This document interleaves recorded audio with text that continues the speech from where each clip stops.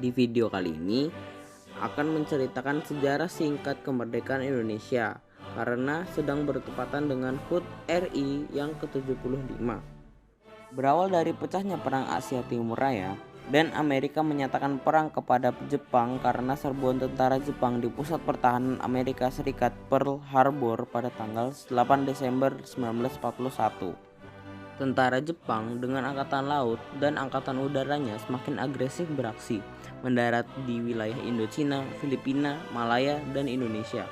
Pendaratan pertama Jepang di Tarakan, kemudian merambah ke daerah Balikpapan, Manado, Ambon, Makassar, Pontianak, dan Palembang.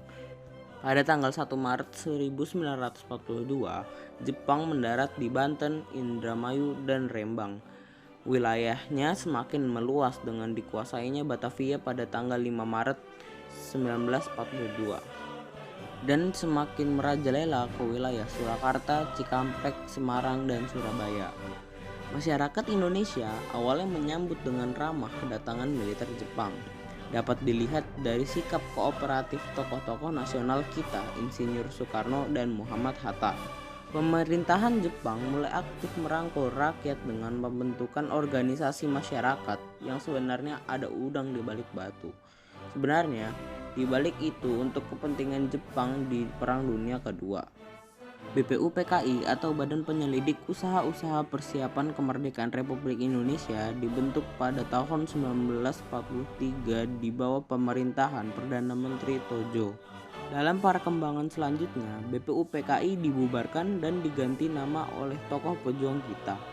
Dari BPUPKI menjadi PPKI atau dikenal dengan Dokoritsu Junbi Inkai.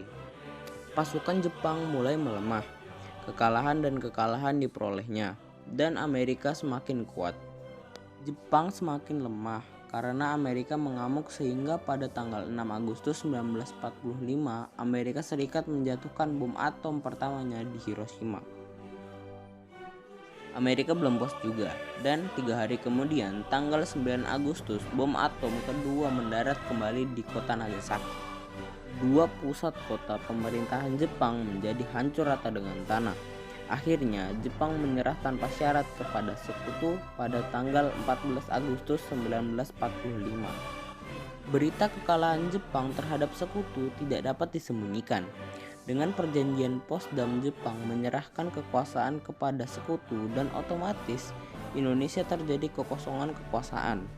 Kesempatan ini dimanfaatkan oleh bangsa Indonesia dengan memproklamasikan kemerdekaan Indonesia. Proklamasi. Kami, bangsa Indonesia, dengan ini menyatakan kemerdekaan Indonesia.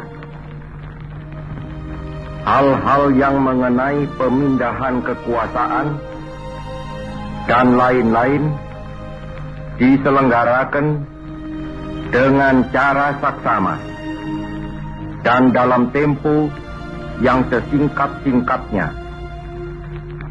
Jakarta, 17 Agustus 1945, atas nama bangsa Indonesia, Soekarno, Hatta.